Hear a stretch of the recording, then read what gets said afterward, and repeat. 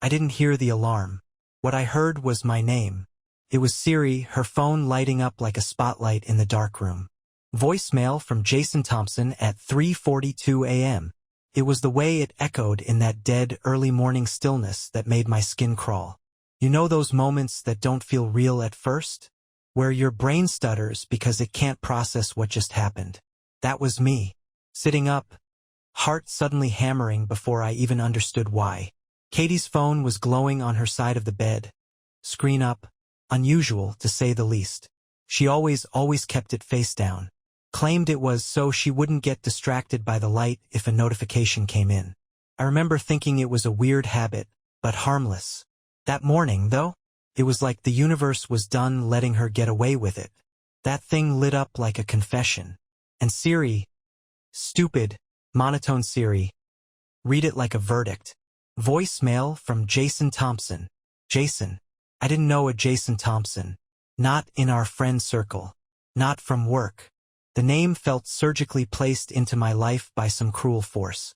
It sounded intentional, like a code I was meant to crack. I looked over at her.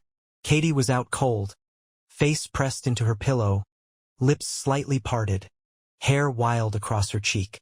Peaceful. Innocent. My wife of 6 years, the woman who always triple-checked her alarms, whose calendar was planned down to the hour, had somehow forgotten to delete that voicemail. She was the most meticulous person I knew, about everything. Her emails were sorted.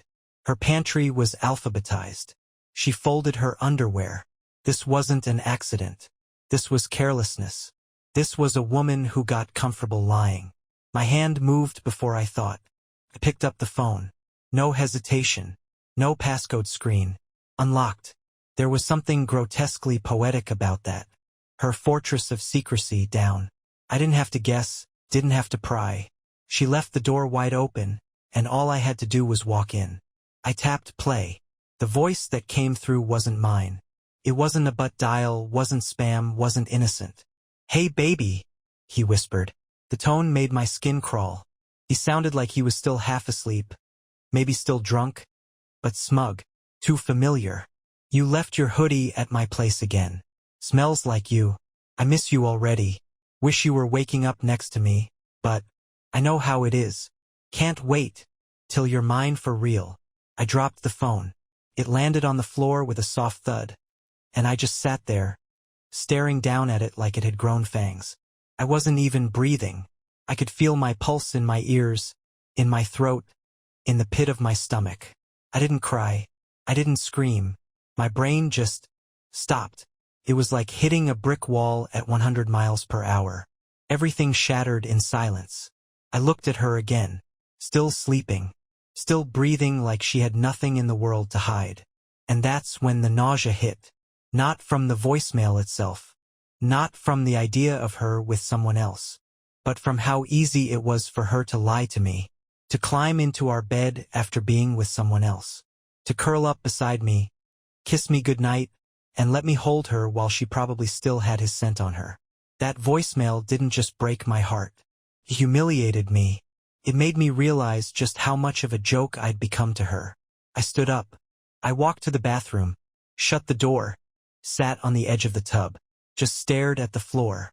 My hands were shaking so bad I couldn't even unlock my own phone for a minute. When I finally did, I didn't call anyone. I didn't text. I just opened the camera. I looked at myself, and I didn't recognize the man in the mirror. I looked tired, older, like something had been drained out of me. I realized, in that moment, that Katie had been slowly hollowing me out for months, maybe longer.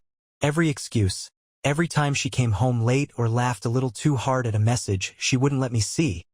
Every time she said, "Don't be paranoid, you're overthinking it," she was gutting me, making me doubt myself, hate myself for even suspecting. And all this time I was right. I was right. I looked down at my wedding ring and felt sick. 6 years of loyalty, patience, late-night drives to pick her up when her car broke down, holding her when her mom died, helping her through her panic attacks. 6 years of birthday surprises and stupid nicknames and building a life brick by brick. And she threw it away for Jason. Who the hell was Jason? I had questions. So many questions. But one thing was already clear. This wasn't going to end quietly. I didn't go back to bed. I stayed in the bathroom, sitting there on the cold tile floor for what felt like an hour. I watched the light outside shift from black to gray to the soft gold of morning. But everything inside me stayed dark. My mind was burning. Every memory of the last few months started warping, reassembling themselves like they were never real to begin with. And in the center of it all was Jason Thompson. I replayed the voicemail in my head on a loop. Every syllable felt like sandpaper dragging across the inside of my skull. The tone of his voice, that low, sleep-warm smugness, made me want to punch a hole through the wall. But I didn't. I stayed quiet still while the woman who called herself my wife stayed asleep 20 feet away, oblivious. I needed more.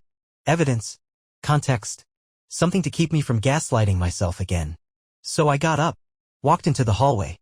Her laptop was in her tote bag, same floral one she took to her job at the boutique PR firm downtown. She always left it in the coat closet, zipped up. I grabbed it. Her password? Still the same. Our anniversary date. 6 years ago, the same date engraved inside our rings. The irony made me sick. Once I got in, I went straight to iMessage. Nothing. Clean. Too clean. The kind of clean that screams I've been scrubbed. But I wasn't done. I opened her email. Nothing in her inbox, but then I clicked into the sent folder.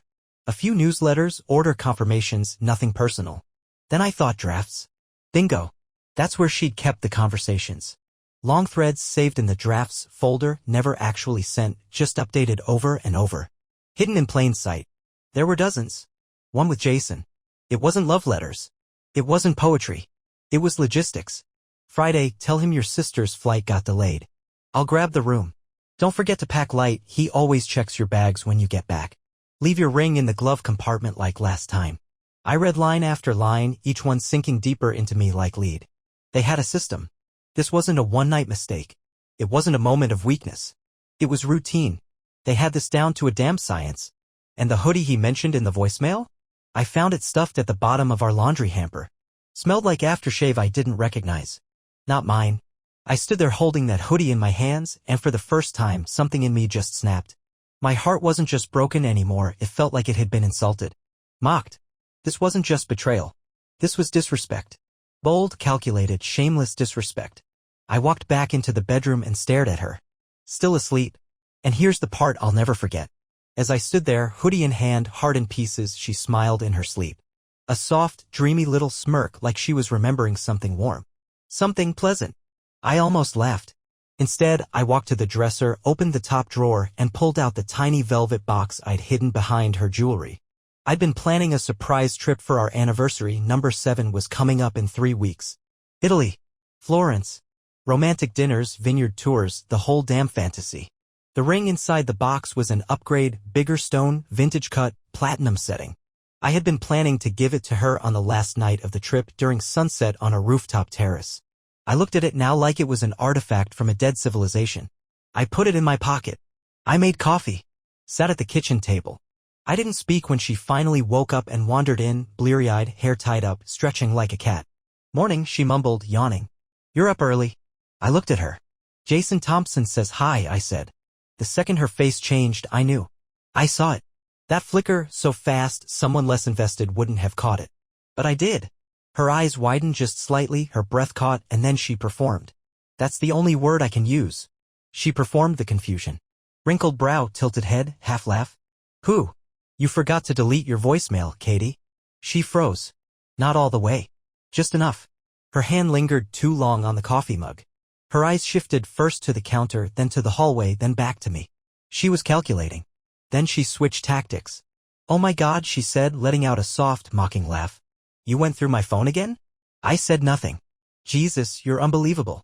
I've told you a million times I need space. You treat me like I'm some criminal. You left it unlocked, Katie. Siri announced my name. She blinked. And there it was. The mask slipped just enough. That's when she said it.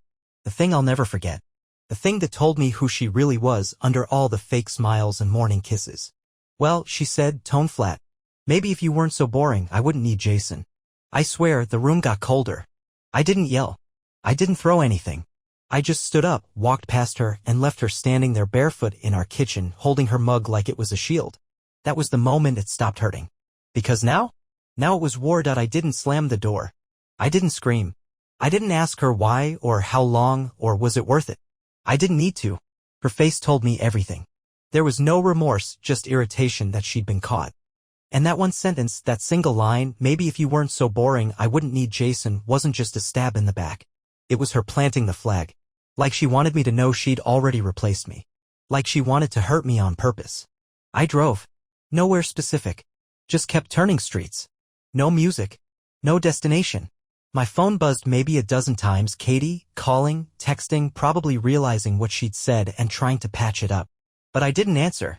I wasn't in the mood to hear another rehearsed lie or some half-baked attempt at blame-shifting. I ended up in a parking lot by the lake. Same spot we used to go when we first moved to the city. We'd eat takeout in the car and talk about everything, job stress, family drama, even baby names once.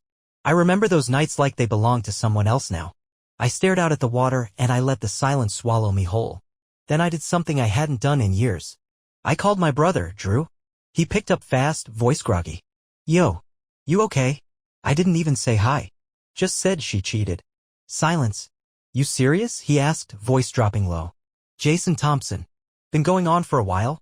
I found the voicemail this morning. Heard him say he missed her. Said she left her hoodie at his place. Told me I'm boring. Drew didn't speak for a second. Then I heard him let out this exhale, slow and heavy. Come over. I drove across town, numb, hands stiff on the wheel. When I got there, he was already outside, hoodie on, arms crossed. He didn't ask questions, didn't push. Just opened the door and let me in. Sat me down. Got 2 beers out of the fridge. Popped them both without a word. It wasn't until I said the words out loud she planned it, Drew. She scheduled their meetups. Used our anniversary as her damn password. Had the nerve to let me plan a trip for us while she was sleeping with this guy that I finally felt the weight start to drop. He listened. Didn't tell me to calm down. Didn't defend her. Didn't throw out the classic, maybe you guys can work it out. He just said, you gonna burn it down? And I said, I don't know. Because I didn't. Not yet. I went back home around noon. She was sitting on the couch when I walked in, arms folded, face tight with that defensive, scorned energy. The kind of look you give a guy who spilled wine on your new rug. Not the man you betrayed. You're not even going to talk to me, she said. Tone sharp. I set my keys down. You told me I was boring, Katie. That's not something you say to someone you love. She scoffed, rolled her eyes. It was a reaction. You ambushed me. You were creeping through my stuff again. What did you think would happen? I thought I'd find nothing. Because I trusted you. She stood up. You don't get to take the moral high ground when you're the one acting like a stalker.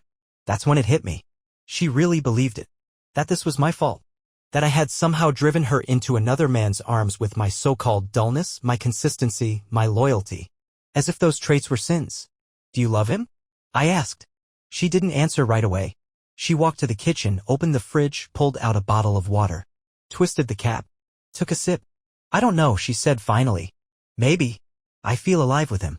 Not like I'm on autopilot. There it was. The second nail in the coffin. I nodded slowly. So what now? She leaned on the counter, arms crossed again. I don't know. Maybe we take space. You figure out what you want. I figure out what I want. I laughed short, bitter. You already have what you want, Katie. You've had him for months. She looked away. I didn't yell. I didn't throw anything. I walked into her bedroom, opened the closet, and pulled down my duffel bag. I wasn't going to stay under that roof another night. Not after what she said. Not after hearing her speak about him like I was the burden. I didn't pack much. Just the essentials. Toothbrush, clothes, laptop, the ring box. I left it on the nightstand. Open. The upgraded ring gleaming under the overhead light. Let her look at it. Let her feel what she threw away. She followed me to the door. So you're just walking out? She asked. I paused, hand on the knob. I would have taken a bullet for you, Katie. I would have spent the rest of my life making you happy. You wanted chaos instead. She didn't stop me. Didn't cry. Didn't beg. She just stood there, arms still folded, watching me walk away like I was taking the trash out. And that's when I realized she'd made peace with losing me a long time ago. I just hadn't caught up yet. I moved into Drew's guest room that same night. Tossed my bag in the corner, laid on the too firm mattress staring at the ceiling fan spinning slow above me and felt absolutely nothing. Not pain, not peace. Just a flatline. I wasn't even angry anymore. It was like my body had drained every emotion I had and now all that was left was the ache behind my eyes and the ringing silence of everything she didn't say. Drew didn't push. He made space for me the way only a brother could. Just said, stay as long as you need, and slid a beer my way every time he saw me sinking. I didn't eat much those first few days. Didn't sleep much either. I kept hearing that voicemail in my head over and over like a loop that wouldn't shut off. You left your hoodie at my place again. I couldn't shake it. The ease in his voice. The comfort. Like he was already used to her. Already used to having what used to be mine. Day 3, I started digging. Not because I wanted to hurt myself more, but because I needed to understand just how far this betrayal went. I started thinking of it like a crime scene. I had all the tools, I just hadn't let myself look. I pulled out my laptop, logged into our shared account, the one Katie forgot she left synced to her iCloud. And man, once I started opening the receipts, the calendar entries, the rideshare history, it all came crashing down. Valentine's Day? She told me she was sick. Canceled our dinner, said she just needed rest and NyQuil. I ordered Thai food and watched Netflix alone like an idiot, even texted her to get some sleep, love you. Meanwhile, she was in a boutique hotel downtown with Jason Thompson, DoorDash receipts for champagne and chocolate-covered strawberries. Our anniversary? The girls' trip to Palm Springs she begged me not to come on? She was in Chicago. With him. I found the check-in confirmation for the hotel. Found the photos in her cloud trash folder, ones she must have deleted in a rush. Her on a rooftop in a black dress I'd never seen before, kissing a man I now knew better than I ever wanted to. I remember staring at those pictures, my hands clenched so tight my nails dug into my palms. You think you're prepared for the truth. You want it. You beg for it. But when it lands, it crushes you. It wasn't just that she cheated, it was the effort she put into the lie. The way she planned it, layered it, protected it like it was something precious. Like he was something worth guarding. The next day, her mom called me. I was surprised.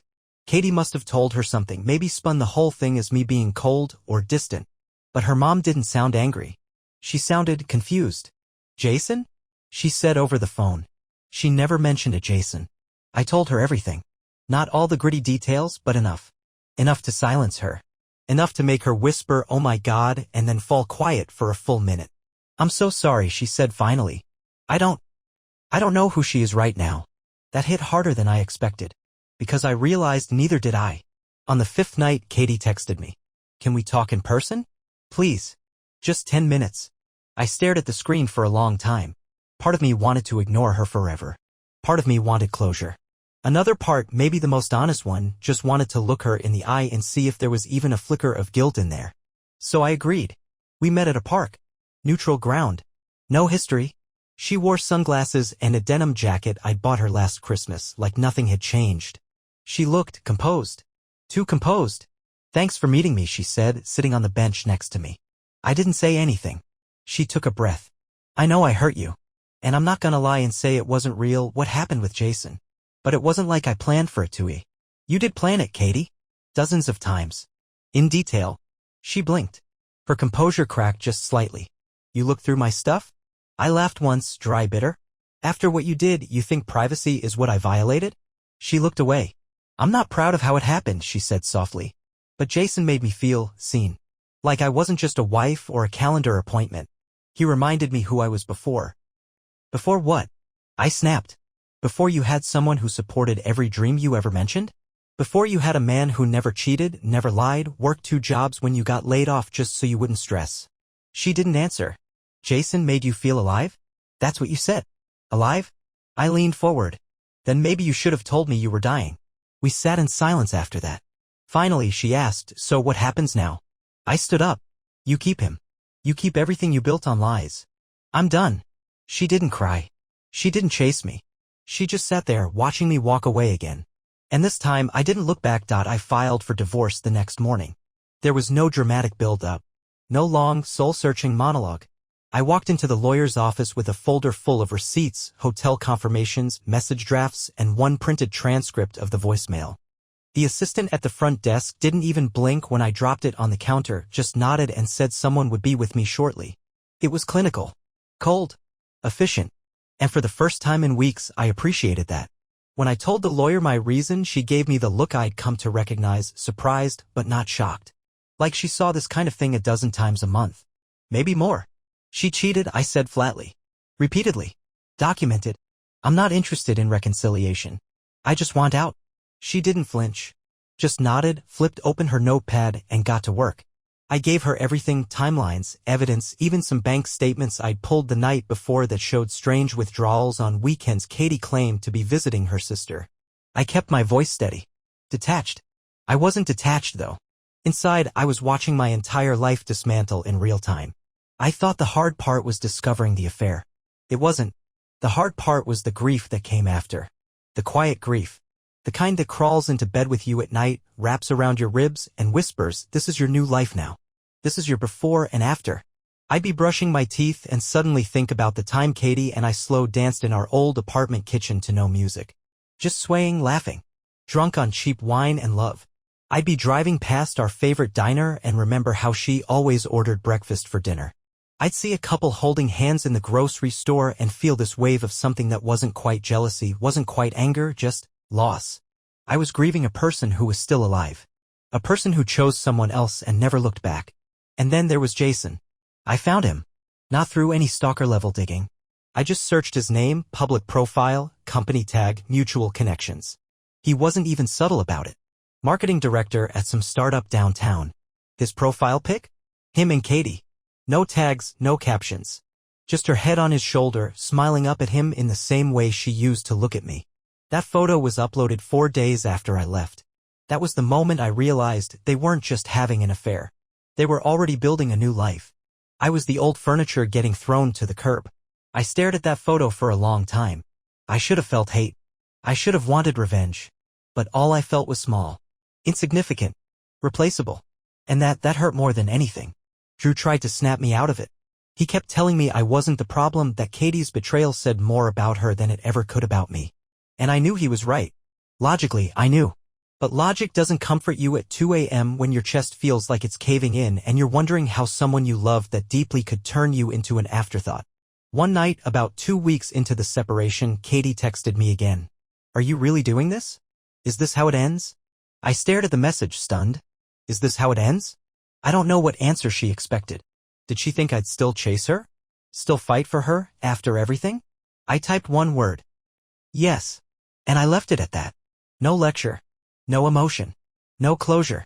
Because I'd finally realized closure isn't something they give you. It's something you give yourself. I turned off my phone, laid back in that unfamiliar bed in my brother's house, and for the first time in weeks, I slept. No dreams. No nightmares. Just quiet.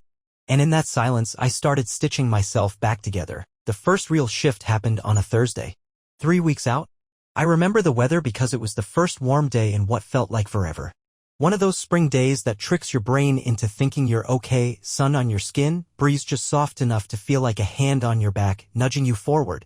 I was walking to my car with a sandwich in one hand and my phone in the other when it buzzed. It was a Venmo notification. Katie paid Jason Thompson $36.75 for our sushi night, smiling face with smiling eyes. She forgot to turn her transactions to private. I stopped in the middle of the sidewalk. My thumb hovered over the screen. That emoji at the end? The smiley face? That broke something in me I didn't know was still whole. I wasn't angry. Not in the fire-breathing, punch-a-wall kind of way. It was more like a clean snap. A nerve cut. A final wire disconnected. I stared at her name in that notification like it belonged to a stranger. A stranger who now sent smiling sushi emojis to the man she cheated with while her soon-to-be ex-husband rebuilt his life from ash and glass splinters. I didn't block her. Not yet. Instead, I screenshotted it and added it to the folder on my desktop I labeled her. Not because I wanted to keep torturing myself, but because I needed a record. A reminder. Every time I felt doubt crawling back into my bones, every time I caught myself missing her laugh or the way she used to rub her feet together before falling asleep, I could look at that folder and remind myself of exactly who she chose to be. Katie, in her truest form, wasn't the woman who wrote me sticky notes on my coffee mug every Monday. She was the woman who sent emojis to the man she betrayed me with while I was still technically her husband. The next day she tried to call. I didn't answer. Instead, I let it go to voicemail. Hey. Just wanted to say I know things are still messy. I get it. I saw you viewed my profile. I don't know if that means you're still thinking about things, but yeah. I hope you're doing okay. There was a long pause, then she hung up. No apology. No real emotion. Just her usual breadcrumb trail of ambiguity, hoping I'd follow. She wanted to know if I'd break. If I'd still bend toward her. But I didn't. Because what Jason didn't know was that I'd finally stopped waiting to wake up from the nightmare. Instead, I started creating a new routine. Wake up early. Run. Shower. Work. Evenings were the worst. Still quiet. Still loaded with ghosts. But I forced myself to fill them. Podcasts. Books. Dumb comedies that made me laugh just enough to keep breathing. I started cooking again, nothing fancy, but meals with structure. Rice, protein, vegetables. Small acts of care. And then, out of nowhere, something unexpected happened. I got a message on Instagram. From a woman named Mariah. She wrote, "Hey, you don't know me, but I think we're going through something really similar. Can I ask you something about Katie?" I blinked. Sat up. I clicked her profile. Her last name wasn't familiar. But her face was. Vaguely. I scrolled a bit and saw a group photo from a birthday dinner Katie had gone to last year. There she was, Mariah, smiling in the background. One of the friends from work Katie always name-dropped but never brought around. I messaged her back. "Sure. What's going on?" And then Mariah dropped a truth bomb I hadn't seen coming. "I just found out Katie was seeing my ex Jason. I think we both got played." I read the sentence twice. Then again. And then I laughed. Not out of joy. Not out of relief. Just that stunned, breathless kind of laugh that comes when the final piece of the sick puzzle clicks into place. Jason Thompson, the guy Katie torched our marriage for, had been cheating on her, too. I didn't feel vindicated. I felt hollow. Mariah and I ended up talking for 2 hours that night. She told me her version. How Jason and Katie met through a client dinner. How he swore it was nothing. How they just clicked. How Mariah found the same hoodie in his closet and he told her it was his cousin's. She found receipts too. DMs, old photos. A web of familiar lies. We were two strangers dissecting the same corpse from different angles. By the end of the conversation, I thanked her. Told her I was sorry she went through it. She just said we both got out. That's what matters. And she was right. I went to bed that night without the usual ache. No spinning thoughts. No voicemail ghosts. Just stillness. It didn't feel like healing. It felt like beginning. It was around the 6-week mark when I stopped thinking about her every single day. Not completely, don't get me wrong. Her name still floated in the back of my mind like smoke drifting in through the cracks when I least expected it. But it wasn't constant anymore. It didn't punch me in the chest every time I passed our old coffee shop or hear a certain Fleetwood Mac song or see someone in a denim jacket that looked like hers. The grief softened. The anger, too. What replaced it wasn't forgiveness, it was indifference. And I learned quickly that indifference was power. Because the moment I stopped caring what she was doing, she started caring again. It began with random texts. "Hey, hope you're okay. Saw something that reminded me of you today. Do you still have the air fryer? Just wondering." The last one made me laugh. That air fryer was a wedding gift. And I'd used it twice. I didn't respond to any of them. But she didn't stop. Eventually she cracked. "Can we get coffee?" No emoji. No soft cushion of passive-aggressive charm. Just raw, uncertain, human. That alone told me things with Jason weren't so picture-perfect anymore. I didn't respond right away. I waited a full day. Then I typed one word. "Why?" Her reply came within a minute. "Because I miss you." There it was. I stared at it for a long time, longer than I care to admit. My chest tightened, not from hope, but from disbelief. How dare she think she could just step back into my life with 3 words and a blinking cursor? How dare she miss me when she threw me away like expired milk? I didn't respond again. I didn't have to. I was already free. The real moment, the turning point, happened the next weekend when Drew dragged me out to a backyard barbecue his buddy was hosting. It was the first time I'd been around new people since everything blew up. I almost bailed last minute, but Drew wouldn't let me. "1 beer," he said. "Just one. Then you can go home and brood in peace." I went. And that's where I met Harper. She wasn't flashy. She wasn't dramatic. She wasn't trying to be seen. Just standing by the grill, holding a paper plate with ribs and mac and cheese, laughing at something quietly with another girl. What caught me wasn't her smile, it was the absence of effort. The way she stood like she didn't need to prove anything to anyone. After months of gaslighting, manipulation, and performance from Katie, it hit me like a breath of clean air. Drew introduced us. We shook hands. I smiled. She smiled.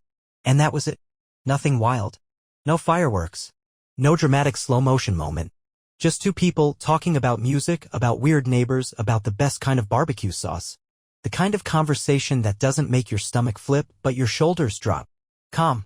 That night, I got home, lay in bed, and didn't think about Katie once. I thought about Harper. About the way she said exactly when I made a dumb joke. The way she scrunched her nose when the wind blew ashes from the fire pit into her face. The way she offered me the last deviled egg without flinching. Something so small. So human. So real. And it made me realize something. I'd forgotten what real felt like. Katie wasn't real. She was a curated image of what she wanted love to look like. Glossy, aesthetic, performance-ready. But Harper? Harper felt like substance. A week later, I saw Katie in person. Not planned. Not coordinated. I was walking out of the grocery store, bag in hand, when she stepped out of her car, tight jeans, leather jacket, sunglasses. Classic Katie, polished and perfectly postured. Her eyes met mine. She froze. Hesitated. I gave her a nod. No smile. Just a polite, distant nod. She smiled weakly. Hey. Have you been? I paused. Looked her in the eye. Better, I said. And I meant it. She opened her mouth to say something else, but I was already walking. I didn't owe her the rest of my afternoon. I didn't owe her a reaction. I didn't owe her anything. She made her choice. And I finally made mine. I got in my car, started the engine, and felt something I hadn't felt in months. Relief. I was moving forward. And I wasn't dragging her ghost with me anymore. Katie didn't take being ignored well. That became obvious fast. After the grocery store run-in, I figured that would be it. A brief, awkward collision of two people from a life that no longer existed. A flicker, a glitch, and then it would be over. But no. A week later, the texts ramped up again. This time they came at odd hours.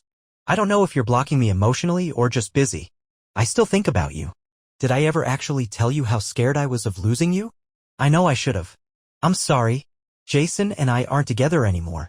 Not that it matters, I just thought you'd want to know. That last one? That one nearly made me laugh. Not because I wanted her back, but because it was so predictable.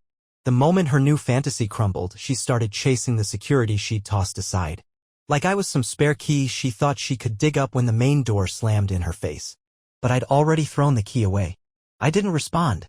And that silence? It must have driven her mad. Because the next message wasn't sweet. It was venomous. You think you're better than me now? Please. You were never perfect either. You just hit it better. There it was. The real Katie leaking through the cracks. That version of her, the one who couldn't stand not having control, was always waiting just below the surface. For years, she dressed it up with kind smiles, soft apologies, playful sarcasm. But when things didn't go her way, she struck. And honestly, it felt good to not bite. No reply.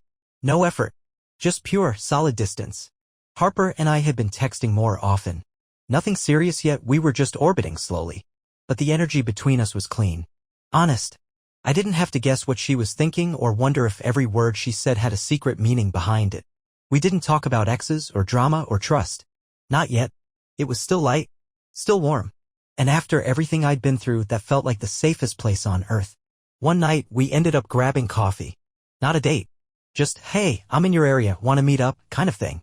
We sat on a bench outside the shop, sipping iced drinks under the fading sky, and the conversation drifted naturally from small talk to something a little deeper. Do you believe people change? She asked. I took a second. Thought about Katie. About Jason. About me. Not easily, I said. Most people don't want to. They just want to be forgiven for staying the same. She looked at me for a long moment. Then nodded. Yeah. That tracks. There was no tension in the silence that followed. No need to fill it. Just two people breathing next to each other, each healing in their own way. It was the most honest connection I'd had in years. Later that night, I lay in bed and stared at the ceiling like I used to. But this time, I wasn't replaying old fights or scanning the walls for holes in my memory. I was just present. A little bit tired, a little bit hopeful. And then I did something that felt almost ceremonial. I deleted her folder. The screenshots. The voicemails. The emails. The photos. All of it. I didn't need them anymore. Katie didn't own a single part of my future. And I wasn't going to keep souvenirs from a war I'd already walked away from. The next morning, I blocked her. Not out of anger. Out of clarity. The story between us was over. But mine was just starting. It's strange how grief lingers in places you don't expect. I had already deleted her number. Blocked her across everything. Purged the digital ghosts, boxed up the wedding photos, taken her name off the lease I was still paying on Solo while the divorce paperwork crawled through the legal system. I thought I had done it, cut her out at the root. But then I found one of her old scarves shoved between the dryer and the wall while I was doing laundry. A stupid, forgotten scrap of fabric. Blue and white, soft with that faint trace of the perfume she used to wear when we were still pretending to be happy. And it hit me, I had no idea who she really was. She had been my wife. My person. My compass. I used to think we were one of the rare couples who actually made it work, who beat the odds. But now? Now she was someone I wouldn't trust to hold my drink at a bar. Someone who'd sold me out systematically for months and still had the audacity to send me texts like, "I miss the way we used to be." The scarf went in the trash. It felt good. Not symbolic. Not dramatic. Just done.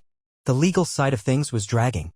Divorce always sounds like a clean break in theory, but in practice it's paperwork, delays, notarized lies wrapped in lawyer speak. My attorney Monica was the one consistent voice through the storm. Sharp, no nonsense, and oddly empathetic. She didn't try to sugarcoat anything. "She's stalling," Monica said during one of our calls. "Probably hoping you'll come back to the table. She can set it on fire for all I care," I told her. She paused, then let out a short laugh. "Good.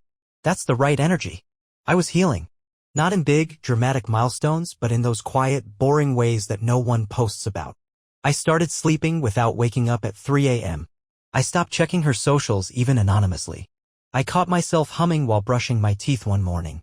And slowly, almost imperceptibly, the version of me that she'd broken, humiliated, and gutted started coming back together. But different. Sharper. Less accommodating. More me. Harper stayed in my orbit. There was no pressure. She never pushed.